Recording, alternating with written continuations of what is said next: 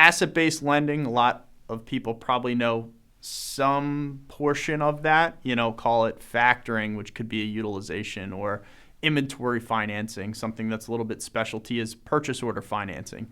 But what I'll focus on today is asset-based lending, ABL versus a traditional conventional line of credit from a local bank. So there's a lot of differences there. It's a situation that MultiFunding runs into often.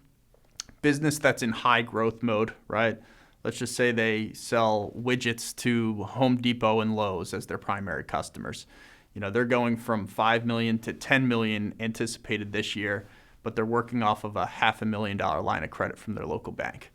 At some point that may not be enough capacity to buy additional inventory, to pay their employees, especially when they're growing so quickly.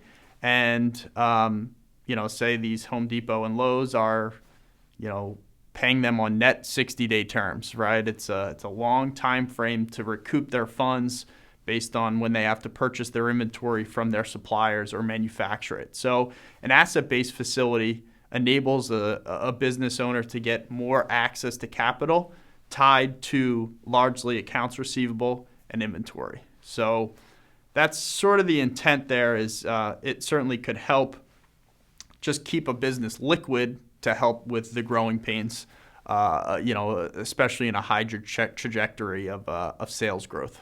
Additional, insights on how an asset-based line may be structured, historically is somewhere in the 80 to 85% range advanced against your accounts receivable, right? Anything that you've invoiced for and waiting to get paid on.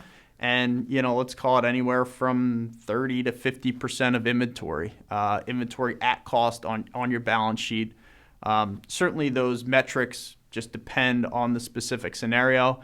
Accounts receivable, for example, they're going to be looking at dilution, anything that may be returned in terms of merchandise or things like that. They're going to be looking at, as important as the existing company that's getting the debt, how creditworthy are the customers, right? That speaks to the strength of the accounts receivable. For the inventory, it could be how quickly does it turn? Does that inventory become obsolete?